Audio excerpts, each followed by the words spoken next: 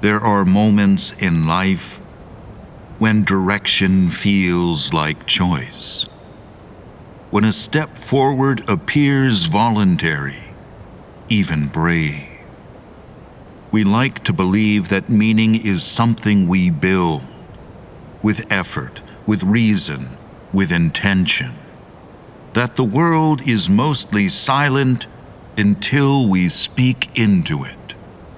But there are places where the silence is not empty, where time does not wait patiently to be measured, and memory presses down with more weight than history ever admits. This is a story about a man who believed that understanding could reconcile distance, and that making his mark upon the world mattered above all else. The Eldritch episodes present The Strange High House in the Mist by H.P. Lovecraft.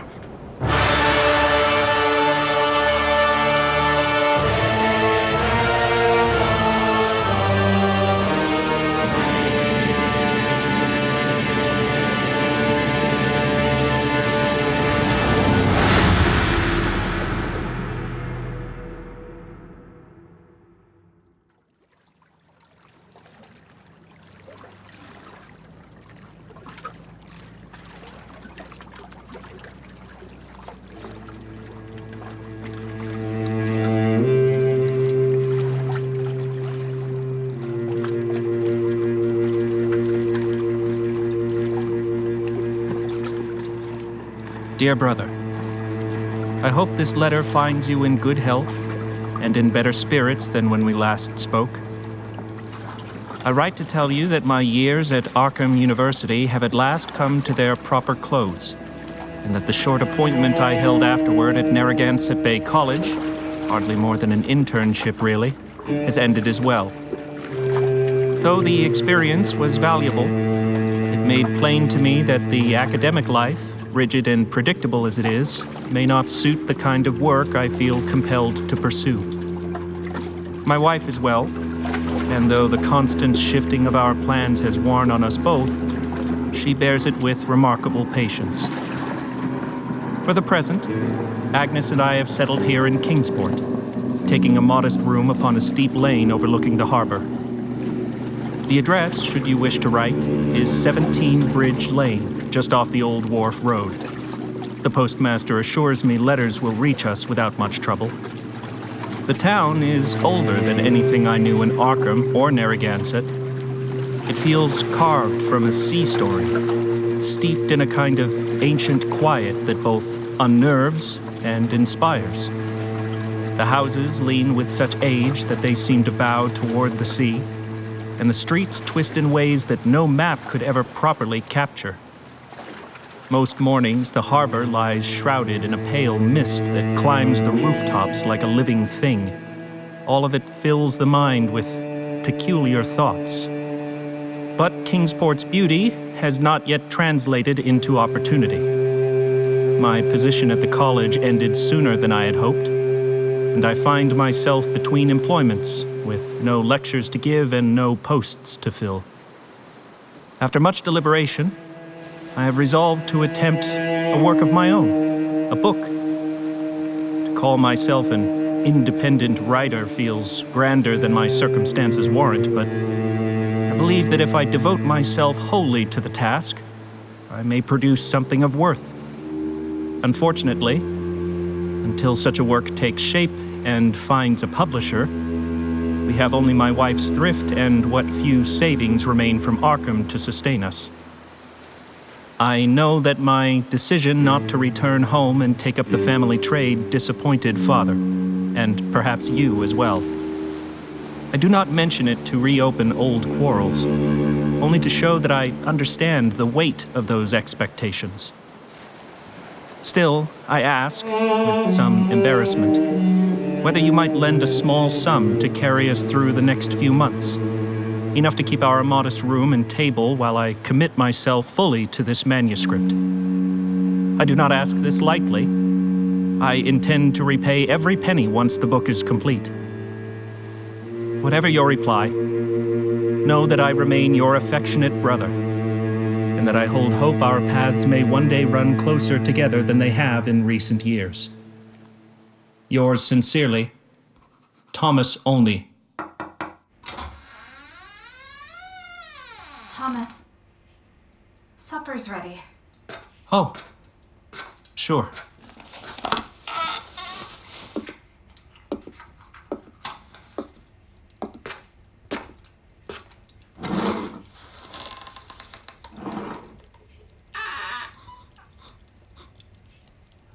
You used the last of the time. A pinch. The jar's nearly empty, but it needed something. They said the catch was thin at the fish market today. Storm must have kept the boats in. The harbor did seem quieter. I even noticed the seagulls didn't bother to come out. They know more about the weather than the fishermen do. At least the potatoes turned out well. The stove behaved for once. It's good. Thank you. You were writing again. Yes. Another essay? Notes for the book? No. I was writing to my brother. Oh. And what did you tell him? That Kingsport is promising. That we're settling. That I finished the work at Narragansett. Nothing more. Yes, there is more. You would not write if there wasn't. I asked him for a little money, just until the book takes shape. Thomas, I know you want to believe things will turn around. I know you hope this book will change our fortunes. But we've been counting pennies for months. How long can we keep doing this? I'm trying, Agnes. Everything I have is going into this.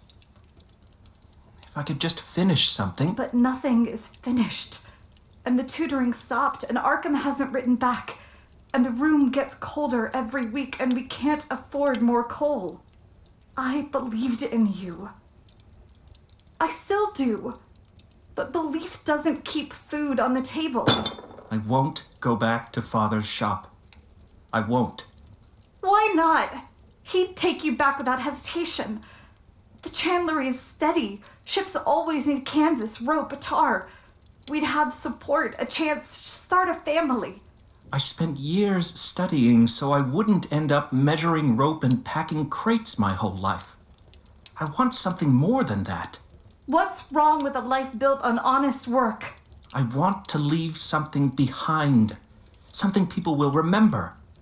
Not just Olney and Sons chandlery and provisions. And what about us? What do we become while you chase that legacy? I want a home, Thomas.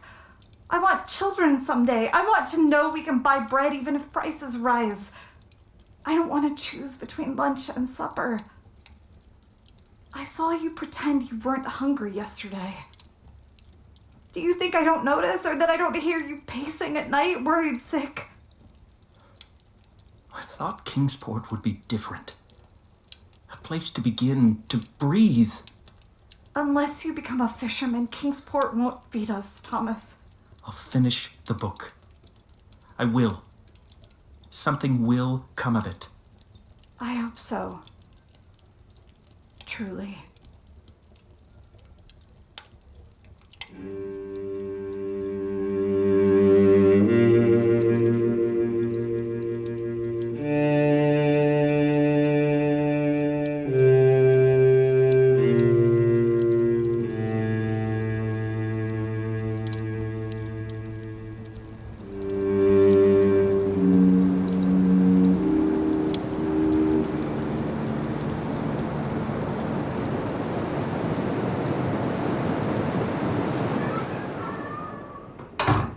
Orne, Morning. what can I help you with? I need to send this to Arkham. All right. You'll need a 3-cent stamp. Mail coach goes out this afternoon. He admitted he's been playing tricks with the glue lately. Let me just seal that better. There we are. It'll be on its way today. Thank you. Fog's thicker than usual this morning. Yes, it was hard to see much of the harbor on my way down. It'll burn off later, it usually does. Starts heavy this time of year. We're still getting used to it. My wife and I haven't been here long. Ah, that'll do it. Takes so little time. Kingsport's got its own ways, but you'll get used to them. The fog will blend in your routine. It does have its beauty in its own way. From up this way, you can make out the whole harbor. The wharf, the old warehouses, breakwater. And if you've got a decent pair of binoculars, you can see Marblehead on the other side of the bay. The house on the cliffs. You can even take a peek at Martin's Beach if you put your head out the window. The house? What do you mean? Oh, true, you're new here. The place up on the northern crag. Folks just call it the High House. Been up there longer than anyone can rightly remember. You can see it clear when the fog lifts. Sits right on the edge of the cliff. Looks like one strong wind ought to send it down into the surf. But it never does. Storm after storm, still there. Outside folk ask about it now and then, usually around this time of year. Must be in the air, or the festival coming on. Gets people curious. But locals don't bother. Every town's got its tales, I suppose. But that house, well, I've been hearing things about it since I was no higher than this counter. Anyway, it's just an old place on a high rock. Nothing wrong with looking at it. Mister? Mister, are you okay? Huh? Oh, here, for the postage. Keep the change. Thank you.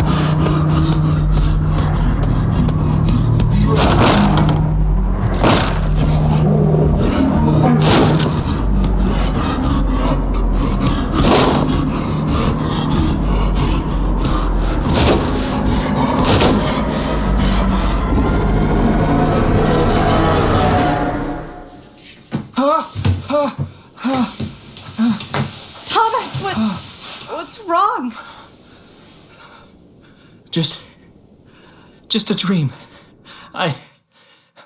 I'm sorry. I didn't mean to wake you. You were shaking. Did you have another one? Yes. It was the house again. Another one. I was trying to crawl inside, but the door wouldn't open. It was locked tight. And something behind me kept pushing, like it wanted me to get in. Thomas. I don't know why I keep seeing it. It's always that place, that door, always shut. This isn't just some dream anymore. This is turning into an obsession. It's not an obsession, Agnes. It's just a dream. Dreams come and go. Thomas, you've been doodling that house for weeks. Every time I clear the table, there's another scrap of paper with that cliff on it, another sketch, another note. And you've been going out every afternoon, walking the hills, staring at the fog like you're waiting for something to appear. I'm learning about the place we live in. That's all.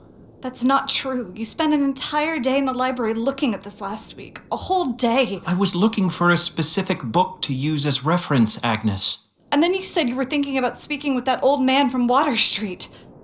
I don't want you anywhere near him. I've heard the stories. Stories, rumors. That's all.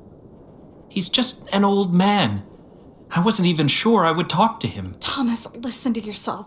You keep insisting you're just curious, but this is taking over everything.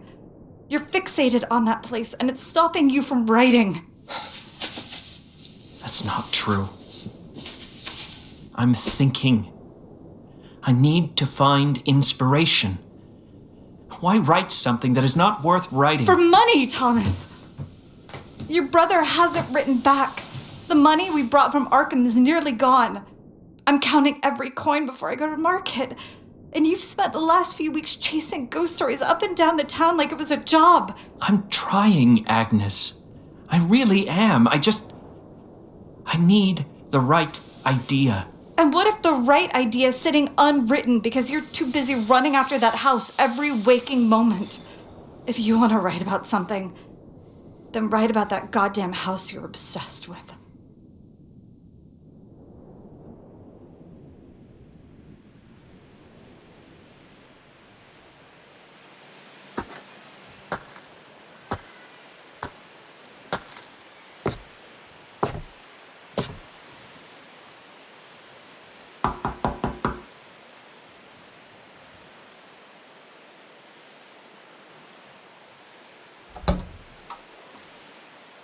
Oh, well, hello there. You look chilled, dear. Good afternoon, ma'am. I'm Thomas. Thomas Olney. My wife and I are new to Kingsport. Oh, new folks. Well, that's a treat. Not many come up this far unless they're lost. Come inside, love. I've just put some tea on.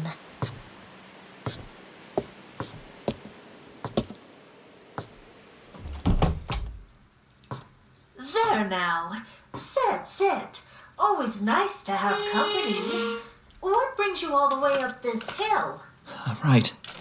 Well, I've just finished my studies at Arkham University.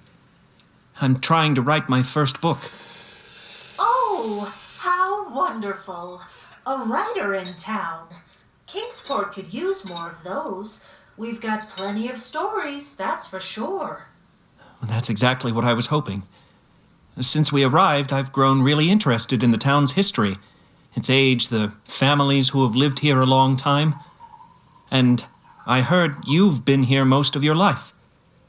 I was hoping you might not mind talking a little about the town. Mind? Oh, heavens, no. I'll talk your ear off if you'll let me. Half the young folks don't have the patience anymore. I'm glad someone wants to hear the old stories. Now then, dear, what would you like to know? Well, I've been spending some time at the library these past few days, just trying to get a sense of the place. There's plenty written about Kingsport, but most of it feels distant. I was hoping you might tell me a little more. In your own way, I mean. Oh, the library's got good books, but they're all stiff as old rope. Full of dates and names and not much life in 'em. But Kingsport's been around longer than most places on this coast. That's true enough. Yes. I read it on the sign at the entrance of town. 1625, if I remember correctly.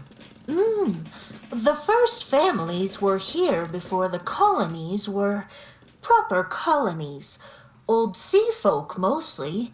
Hard workers. Fishermen, shipwrights, traders. So most of Kingsport has roots in seafaring? Aye, since I came here. Still does, mostly.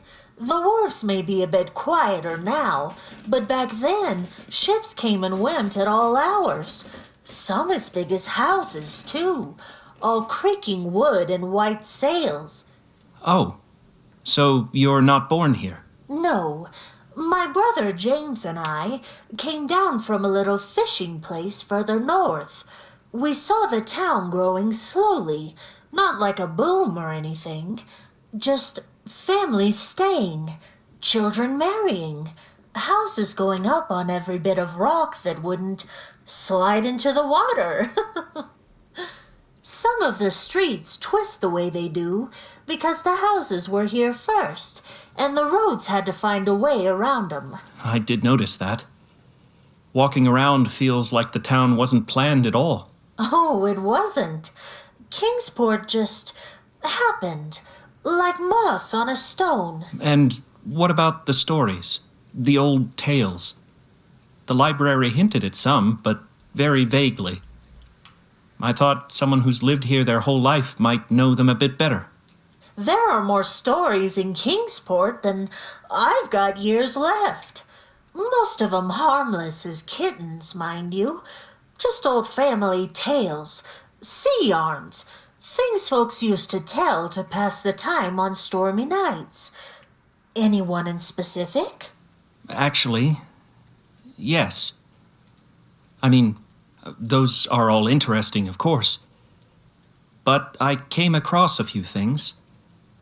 The festival, for one, and a handful of ghost stories and myths about certain residents. But the one that caught my attention most was that strange house on the cliffs. Ah, so that's what you want to know about. That old place has been up there longer than anybody can remember. But no one ever lived there, or no one anyone remembers? That's right. Not in my time. Sometimes, at dusk, people say they've seen a little light in one of the windows. Just a flicker, like someone passing by with a lantern. But that might just be the sun catching the glass.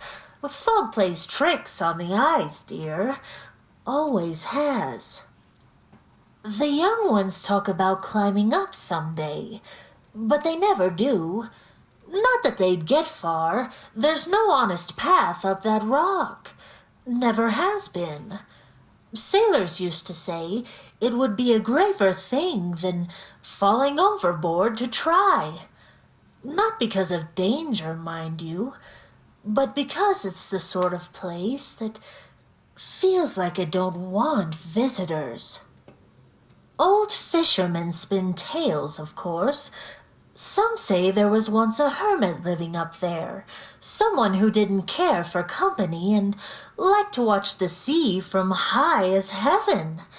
Others say the house belonged to a lookout man in the earliest days of Kingsport, keeping an eye for ships coming in from faraway places. But they're just tales, dear. Every town has them. You can't stop people from dreaming up little mysteries. So, nothing real is known? No more than what I've told you. It's an old house on an old cliff, and folks have always wondered about it. That's all. Some places are meant to stay wondered about.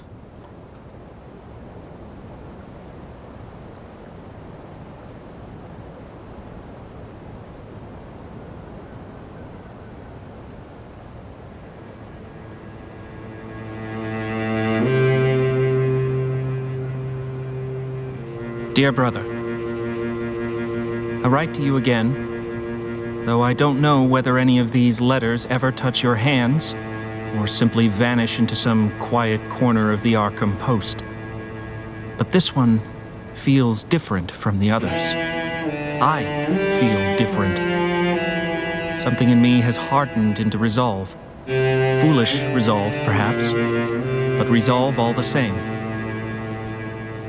I have finally settled on the shape of my book. It will be a chronicle of these letters to you. All of them. Every attempt I've made to reach across the distance between us. My hope, my desperate one, is that if they are ever read publicly, someone might look upon them with sympathy for both of us. And perhaps when you see the response, real human voices acknowledging the sincerity I tried to offer, you might answer in kind, not out of duty or annoyance, but willingly, kindly, If that sounds dramatic, I assure you it is only because of where I am sitting as I write this. I left Kingsport before dawn. Agnes was still asleep, and I didn't want another argument. I packed a little food, a flask of water, this paper, and boarded the small morning coach towards Salem. The driver looked at me strangely when I asked to be set down near the old western cliffs, but he agreed. He left me at a lonely bend in the road. From there, I walked along a scraggly path that ran parallel to the cliff's edge for a time. The sun had only just begun to rise, but the mist was already pushing inland. I followed the direction I had traced on my maps for weeks, toward the point where the cliff began its strange ascent, the part no local claims can be climbed. I told myself I would stop at the base and simply have a look. That was a lie I fed myself to justify the journey. I knew from the moment I stepped off the coach that I would climb. The first stretch was nothing more than scrambling over boulders and loose scrub. Then the real cliff face began. Steep, jagged, with ledges that looked sturdy from a distance, but crumbled under the slightest pressure. More than once I felt the stones shift beneath me, sliding down into the fog until I could no longer hear them strike bottom. One misstep would have sent me after them. At one point, a foothold gave way entirely. My right hand caught a narrow seam in the rock just in time. My legs swung out into open air. It is no small thing to nearly die. I understand that now. There were moments when the path seemed to vanish altogether, and I had to search with my fingers more than my eyes. The mist thickened as I climbed. It crawled upward along the cliff face, clinging to the stone like something alive. Hours passed like that, slow, agonizing, upward. The world below fell away until even the sound of the tide was muffled. It felt as though the cliff were drawing me somewhere outside ordinary geography, like I was climbing into something rather than up it. When the slope finally softened under my hands and knees, I thought at first it was a trick of exhaustion. But no. The stone leveled. The air changed. The wind fell strangely silent. And then, through a break in the mist, I saw it. A flat expanse of rock no wider than a small yard. I crawled onto it, collapsed onto my elbows, and lay there for several minutes, simply breathing, letting the trembling subside from my limbs. I had pictured the summit differently. I imagined that reaching it would provide a sweeping view of the bay. But from where I sit now, I see very little. The fog here is thicker than anywhere else on the climb. It lies heavy around the peak, white and shifting, occasionally parting just long enough for me to glimpse shapes that disappear again before I can identify them. But one shape remains. Through the mist, close enough now that I could throw a stone and hear it strike, stands the high house. It sits directly on the cliff's edge, so near to the drop that the front foundation juts out over empty air. The stone beneath it curves downward toward the sea, worn smooth by centuries of wind. Yet the house does not tilt or sag as any normal structure would. Instead, it looks anchored into the very bones of the cliff, as though the rock grew up around it and holds it fast. The building is not tall. The whole frame appears slightly twisted, as if the house had been built square and true, but the cliff slowly warped beneath it over the years, forcing angles to bend and beams to bow. The roof slopes unevenly, shingles missing or rotted, yet nothing seems ready to collapse. What unsettles me most are the windows. Every one of them, on every floor, is boarded from the inside, with thick, weathered planks. Not broken glass, not shutters, but deliberate barricades. Even the narrow attic vent is sealed. The boards are old, gray with time, but intact, as if whatever lives or lived within wanted no light entering and no gaze slipping out. From where I sit, the house looks as though a single strong wind could tear it free and send it into the surf below. And yet, it has remained here, the locals say, for generations. Storm after storm, winter after winter. A structure that should fall, but refuses to. It gives the impression of a thing that watches, though it has no open eyes.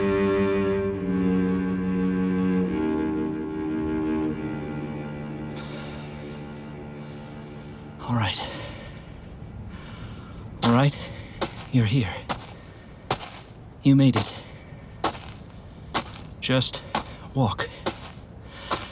Just walk.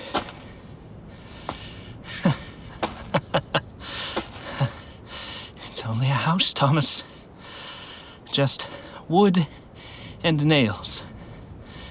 People build them every day. No reason to...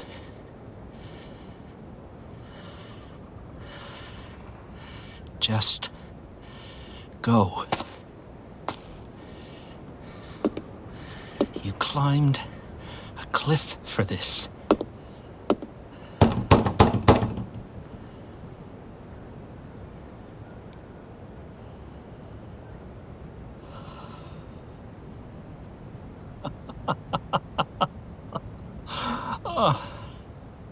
Of course. Of course. It's empty. You idiot. Climb half a mountain, nearly fall to your death. And for what? A boarded-up house that hasn't seen a soul in 100 years. Brilliant, Thomas. Truly brilliant. Agnes was right. This is madness. Chasing fog and fairy tales up a cliff like some... Huh?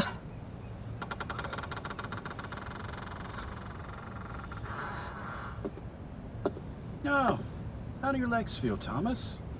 The climb is steep here. Oh, steeper than it ought to be. Forgive me for that.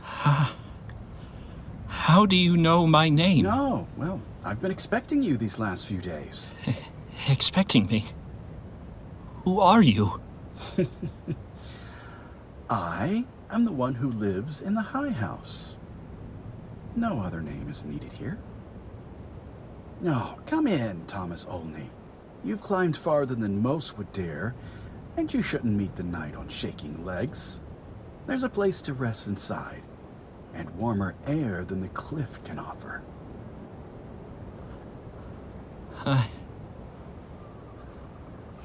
I don't understand any of this. You don't need to. Not yet. Just step in from the mist, lad. You're safe here.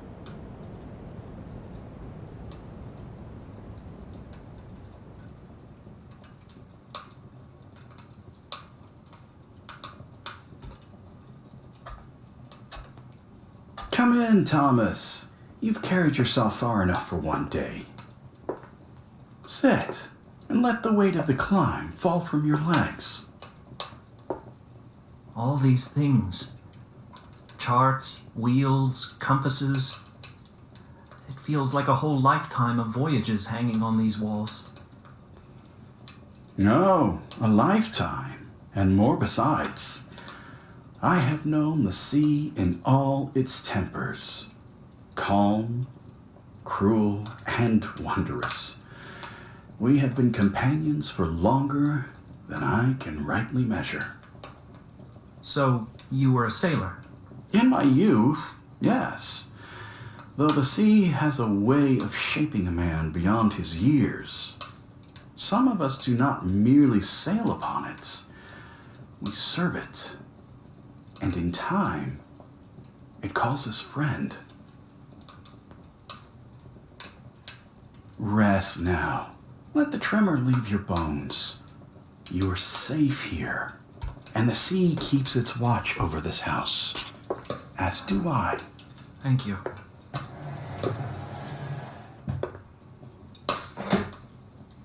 Well then, Thomas, tell me, what brought you up that cliff, if not folly? I climbed because I'm doing research. For something I'm writing. Ah, yes, your book. It's not just letters, more like letters woven around an investigation. My study of this house, this cliff, this place, told as if I were explaining it to my brother. I thought that maybe if he read what I discovered, he'd see me differently, understand me. Maybe it would bring us back together somehow. A work of inquiry, then, and connection. A philosopher's search written in the shape of a bridge. Exactly. Yes. I wanted the investigation to mean something. To be more than just ghost stories and rumors. I wanted him to see who I am now, not who he thinks I used to be. I thought maybe if I shared the truth of this place, the truth of what I was learning, he might finally answer. Or at least understand why I left. Why I couldn't stay in the shop forever. And do you fear he will never read it? Sometimes. Sometimes I think the silence is the answer. That he's finished with me. That my father is finished with me. That this whole book is just me shouting into a void. No, Thomas. Not a void. Only distance. And distance can be crossed in ways the body never could. They think I ran from my responsibilities. From the family trade. From the life they wanted me to lead. They think philosophy is useless, writing is foolish, and this whole investigation is just me running away from real work. Do you think you ran away? No. I think I ran towards something. Something I felt burning inside me. Something I didn't have words for then and barely have words for now. I wanted a life that wasn't handed to me fully formed. I wanted to shape something with my mind, with meaning, and to leave a legacy bigger than ropes. And so you write, and climb, and question. Such are the tools of a mind seeking truth and reconciliation, both. Your book is not a plea, Thomas. It is a journey, and journeys, once begun, often draw others to walk beside them. My father didn't sound like someone who wanted to walk beside me. The last time we spoke, he said I was wasting my life, that I was breaking his heart. He spoke from pain, not truth.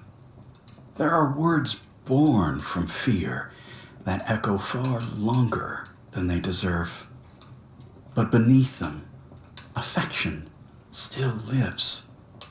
Your father has not ceased to care for you, nor has your brother.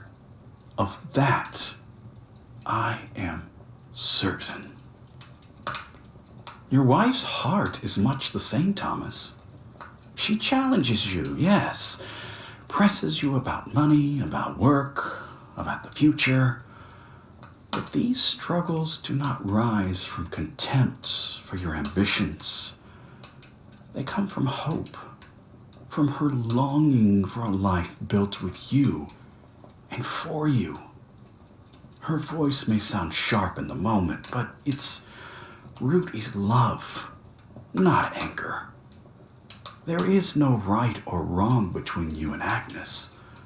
Only two hearts trying, in their own ways, to be understood. How could you know all of that?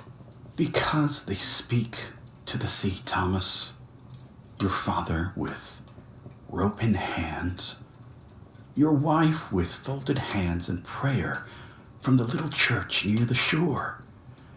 And when the sea chooses to speak with me, as it has for many years, it shares the burdens it carries. Their voices travel farther than they ever imagine. So, are you a follower of Christ? Oh, no, lad. There is no Christ in this house. My master is of another kind entirely. I don't know why, but I feel strangely at peace here. Like I've stepped somewhere I've always known, even if I've never seen it before. That is because you are in the house of a friend, Thomas Olney. And no part of you is unwelcome here. Then, who is your master that you speak of? The one who rules over the sea, Lord above the great blue, and all that stirs in its depths. He rides with a procession of tritons and nereids in a vast shell carriage borne by dolphins. Where the waters run deepest, his presence runs deeper still. And when he calls his friends to stand with him, he extends a hand freely. So, you serve Neptune? I've heard him called Neptune, yes. And Lear, Nodens, Njord, Varuna, and Kanaloa. Mortals cast many names upon the powers that govern the seas, but my master carries older titles than these. He is a protector of the waters, and the enemy of the one who would poison them. The vizier of the Sultan, the crawling chaos, some have named him.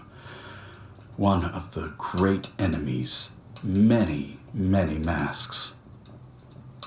My master stands against him, as light stands against rot. And you serve this Nodens?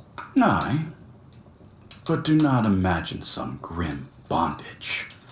Though I am in duty to maintain his house, it is no burden to me. I serve as a sailor serves the sea, willingly, with respect, guided by tides older and wiser than myself. At the end of the day, Thomas, that is all I am. A sailor in the company of an ancient friend. Forgive me, but my curiosity is getting the better of me. Why is that door chained? I understand the sea objects around the room, but nothing that you mentioned would explain that. That. I had hoped we might speak of gentler things a while longer, but I suppose you would notice it sooner or later. We are not alone in this house, Thomas. There is another, one who dwells below. Another? Who is down there? Don't mind him. He's been there for a long time, and he shall stay there for even longer. Speaking of such matters, I must prepare the house for the night. Prepare it how? Why are you doing that? The High House has one rule, Thomas. No one comes in, and no one goes out after the sun has gone down. This house stands at a place where worlds meet. Part of my duty here is to serve as its doorman, to open what must be opened, and to bar what must remain outside. But I have to go back. Agnes will be worried sick if I don't return tonight. Not tonight, Thomas. This night you will remain inside these walls. It is for your safety and hers. Come now. You have climbed far, and the night grows near.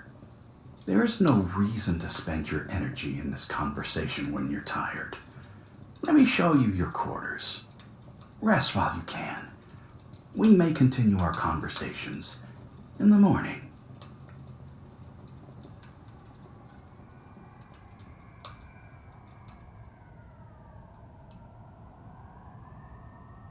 Dear brother, I am writing this by lamplight alone. The room I have been given has a single window, but it is boarded shut from the inside with thick planks, fitted so tightly that no trace of moonlight or fog can enter. There are no gaps, no cracks, only wood pressed against wood. The lamp on the desk is the only source of light, and its flame burns steadily, untouched by the wind I can still hear far beyond these walls. The room itself is simple. A narrow bed, small desk, a chair, and little else. Plain. I suppose I should begin properly before this letter takes on the shape of confusion. When I reached the summit, there through the mist, the high house stood exactly as it had in my dreams. I knocked. I nearly turned away. Then the door opened. The man who lives here greeted me as if my arrival were expected, with the calm assurance of someone who has waited a long time and is in no hurry. Before showing me to this room, he allowed me to rest downstairs. The main chamber is larger, warmed by a stone fireplace with 2 chairs set close to the hearth. The walls are lined with remnants of a long life at sea, charts yellowed with age, old compasses and sextants dulled by salt. It feels less like a room than the preserved interior of a vessel that once sailed very far from shore. There is also a door in that room that I cannot keep from thinking about. It stands in the far corner, reinforced with iron and bound tight with chains and old padlocks. I did not ask what lies beyond it. I am not certain I wished to hear the reply. As for the man himself, the one who opened the door, he is unlike anyone I have ever met. He is tall and broad-shouldered, with the bearing of a sailor long accustomed to uncertain ground. His beard is thick and black despite the gray in his hair. His clothing is plain and sits on him as though it has belonged to him for a very long time. But it is his eyes that trouble me most. They shine in a way I cannot quite explain. Not bright, not reflective, but faintly luminous, as though lit from within by memories of sights no ordinary man has ever seen. When he looks at you, it feels less like being observed than being recognized. He calls me by my name without hesitation, and when I spoke to him of my book, of the letters to you, of my hope that being read might one day lead to being understood, he listened without interruption. When he replied, he did not correct me or encourage me. He simply spoke quietly, and somehow my thoughts felt less tangled afterward, as though something that had long been strained had been eased back into place. He insisted that I remain here for the night. After sunset, he said, no one leaves the house, not as a warning, but as a rule, spoken with the same certainty one might use to describe the tide. I agreed, though even now I cannot fully explain why. I think of Agnes as I write this. I know she will be worried when I do not return, and that knowledge weighs on me heavily. And yet, despite my concern for her, despite the strangeness of this place, I feel something I have never felt before. There is a deep sense of calm here, steady, unmistakable, as though the noise of the world has finally receded. My breath comes easily, my thoughts are clear, and at the same time, there is an undeniable awareness of danger. Not fear, not panic, but the knowledge that I stand very near something powerful and ancient, as if I have stepped into a place where two great forces meet, and for the moment, both have chosen to let me pass unharmed. These feelings should contradict one another, and yet they do not. They exist together as naturally as tide and undertow. I intended to finish this letter before attempting to sleep. I wanted to set everything down while reason still holds, while the day remains intact in my memory. But just now...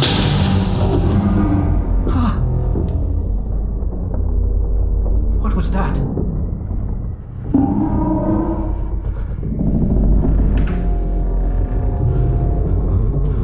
What is that? What is that sound?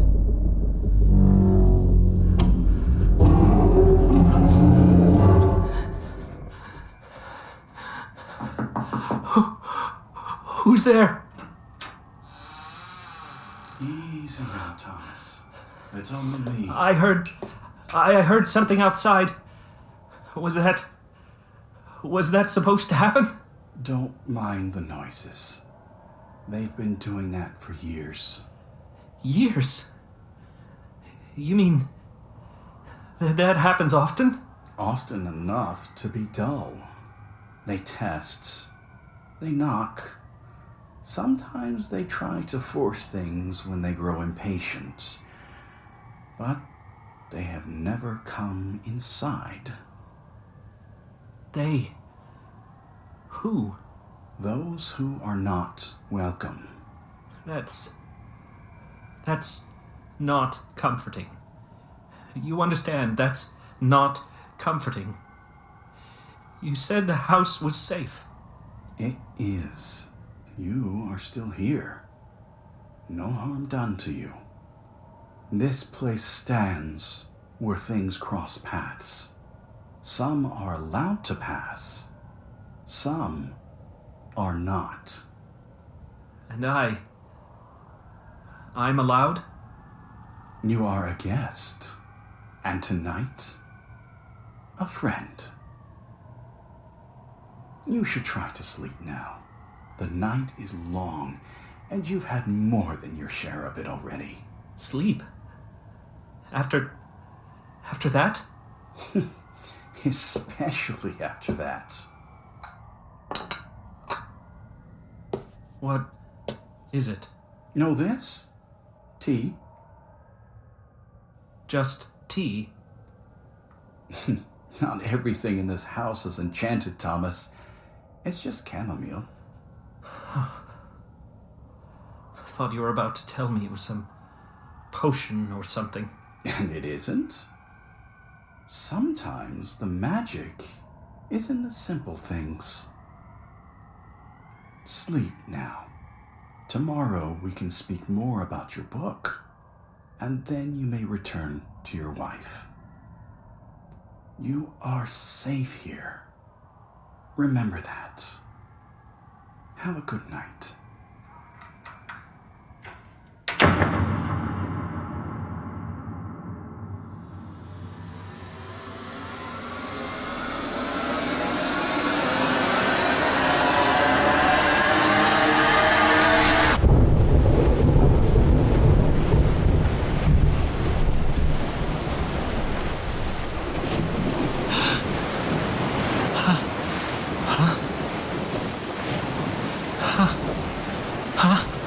Huh?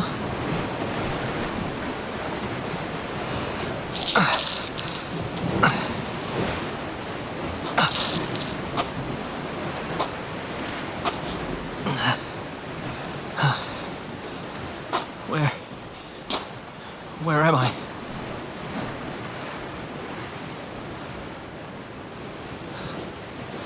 This fog. It's too thick.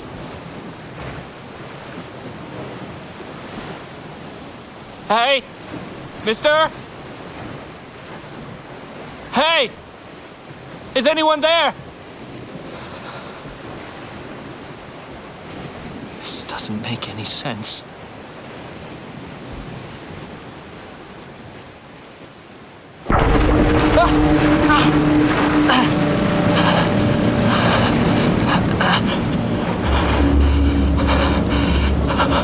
Oh God! It's huge!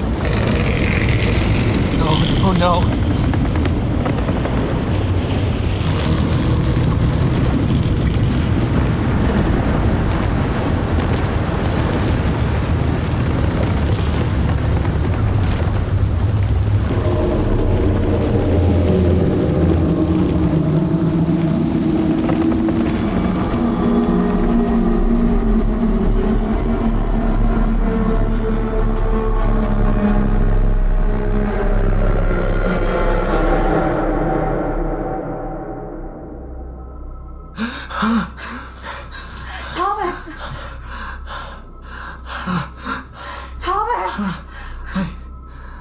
I dreamed again.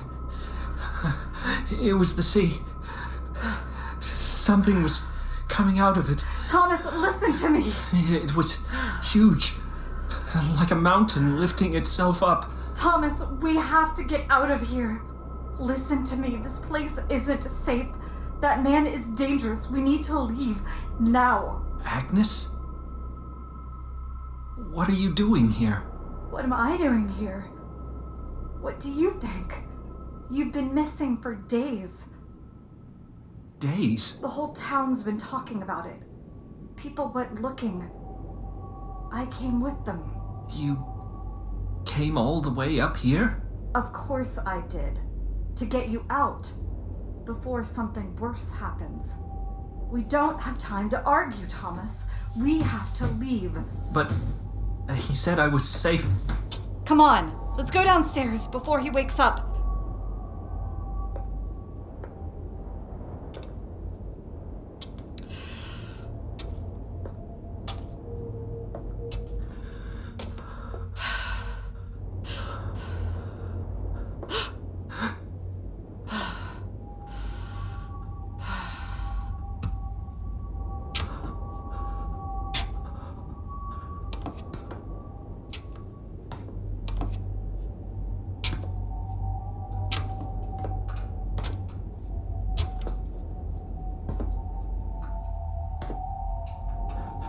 Front door. It's blocked. He barred it with planks. Then how do we get out? And how did you get in? Through the back. I climbed the firewood. There's a stack high enough to reach the second floor. Over there. That door. The one with the chains? Yes. He told me not to open it. Thomas, you can't trust that man. Agnes. I've heard things. People talk. He's dangerous. I'll explain everything once we're out. This is not the place to argue. Please, just trust me. We won't get another chance if we stay. All right. I can use this harpoon. The lock seems old enough.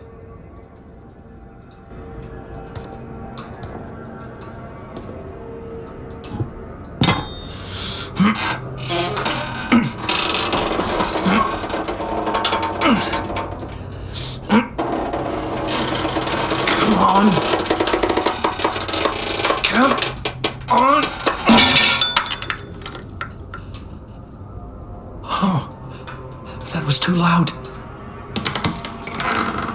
I can't see anything down there.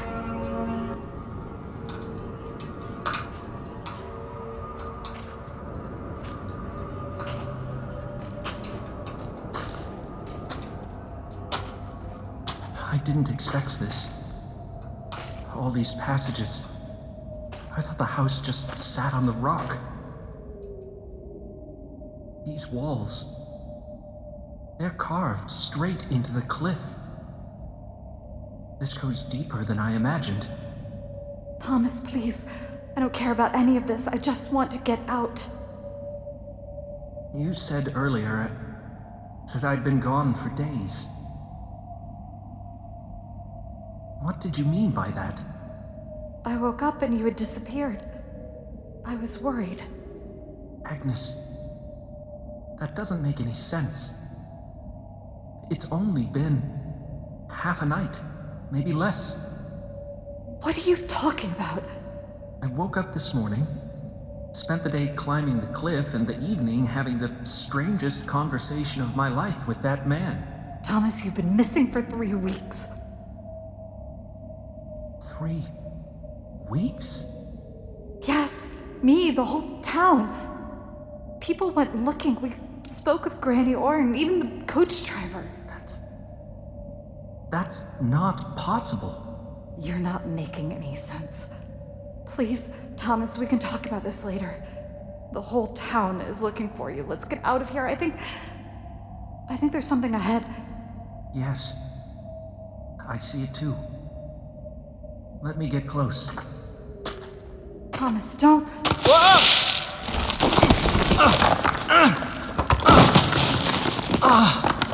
Thomas, are you okay? Yeah, I am. I'm coming down. No! Don't move. Stay up there. We don't know if it's safe. Let me check for earth. Whoa. What's wrong? The ground. It's loose. No, it's fine. It's just... it's like sand. Or salt. This isn't a passage anymore. It opens up.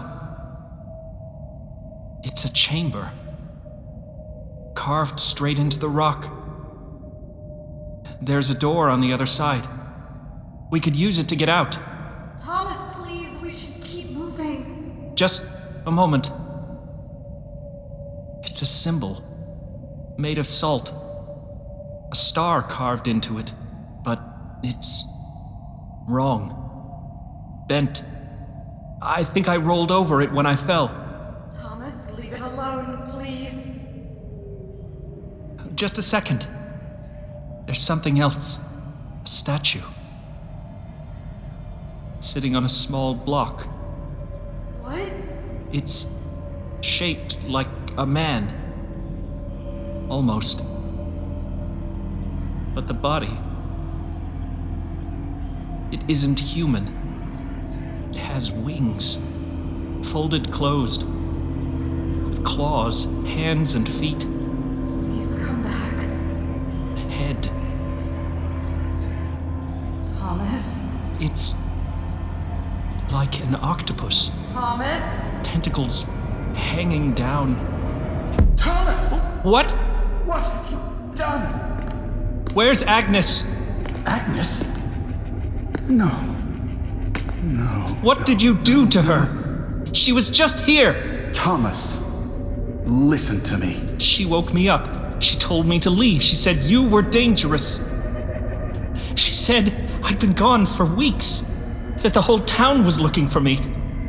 Oh, Thomas. That never happened. She was right beside me just a few seconds ago. There was no Agnes here. Not tonight. Not in this house. You're lying. Thomas, please, look around you. He showed you what you needed to see. Then... who was she? Him. It was his dream, using your need. Statue? What is it? The other one. And now, the sanctity of the High House is broken.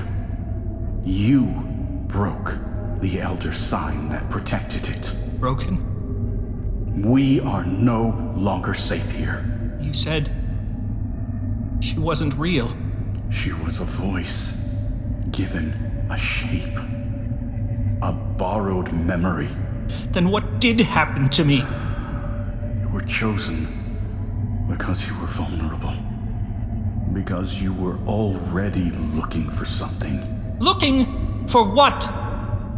It doesn't make any sense. What are you? What is this place? How do you know about me, my life? Agnes was just here. I'm not moving until you give me answers. If telling you the story will ease your mind, then so be it. Long ago, I was not the keeper of this house. I was a sailor under a man named Obed Marsh, at the time the owner of the fishing and whaling company. Obed came into possession of something he never should have touched. The journals of a captain named Edwin Kells, of a place called Fort St. Alden, of a man who wanted to know what comes from the deep, and suffered the consequences. And what's that? Madness.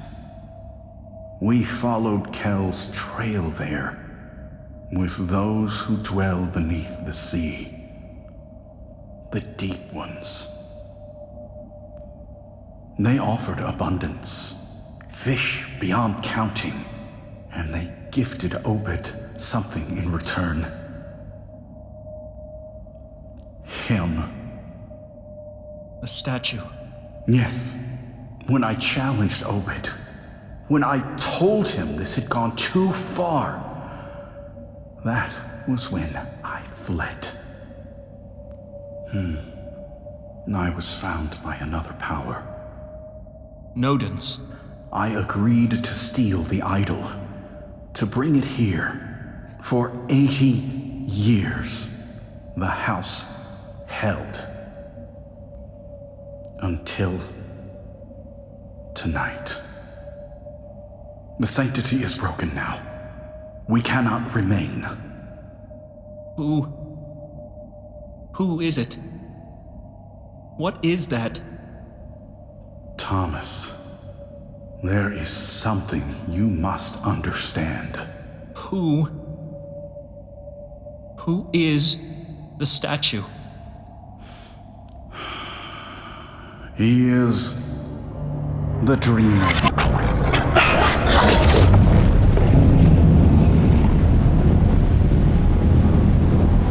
The slumbering terror in the sunken city. Like my master and his foul enemy, this one is also known by many names. He is the waves that pushes ships to jagged rocks. He is the wind that brings in the storm. The Grand Lord of Relia, the ancient citadel beneath the waves. The High Priest of the Great Old Ones, their chosen herald and conduit. But to those who know the old words, he is Cthulhu, the being whose dream is the sea, whose waking would be the end of all.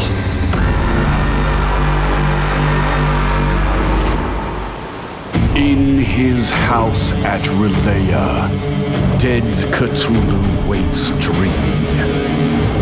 When the stars are right, when the barriers weaken, he shall rise again. So he is dead? That is not dead which can eternal lie, and with strange eons even death may die. A mind beyond all mortal thoughts, impossible to comprehend without madness. But he's just a statue. Here. That idol is more than stone. It is a beacon, a point of contact. And every breath you take in its presence, every step you make here, pulls his dream closer to waking. So, what happens if he wakes? Then the worlds will quake.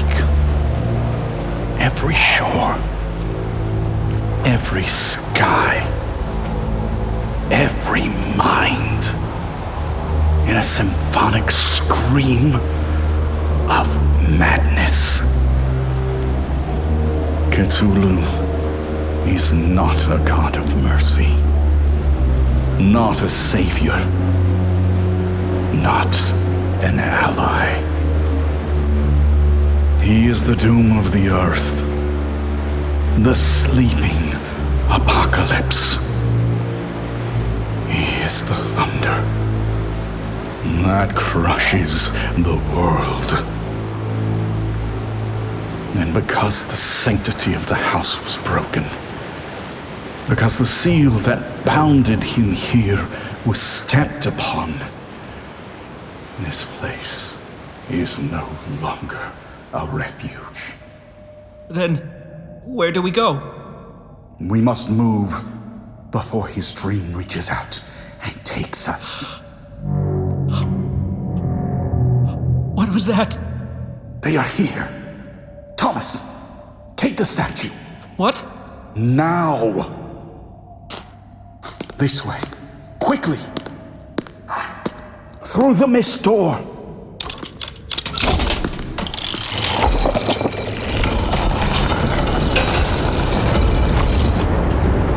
Jesus! It's just a cliff! There's nothing there! What am I supposed to do? You must jump! What the fuck are you talking about? There is no other way! I'll die!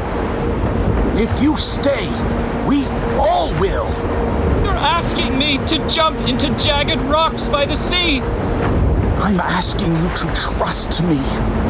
To trust a friend. And after that? After we jump? What do we do? You survive.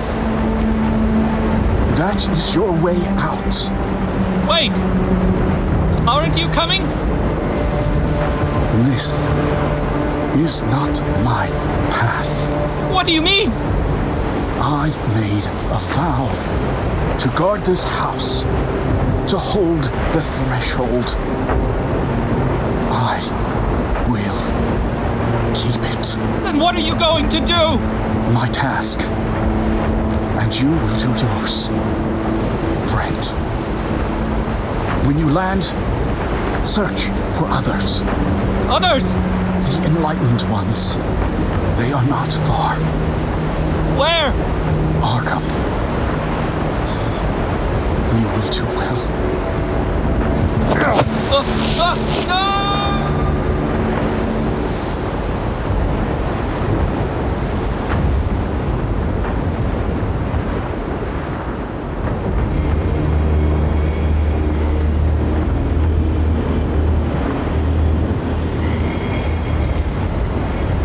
The first mistake is thinking that awakening is loud, that it announces itself with thunder or fire or revelation.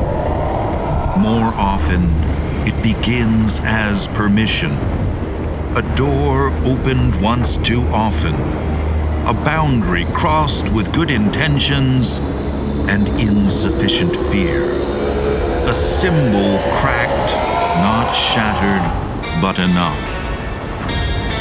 The house still stands, but it no longer keeps watch. The rules that once held it firm are now broken, and bending is the first kindness entropy ever offers. The dreamer has stirred, and what was contained now remembers the shape of the world. What was once spoken only through sleep shall soon learn the sound of waking breath, and the distance between thought and consequence has thinned. The heavens shift towards an arrangement long denied. The air grows unsteady, as if remembering an older rhythm. Below, the sea holds its breath, and its darkness deepens. Tonight, you may sleep restlessly. Tonight, you may find the corners of your dreams no longer safe. Tonight, you may hear the call.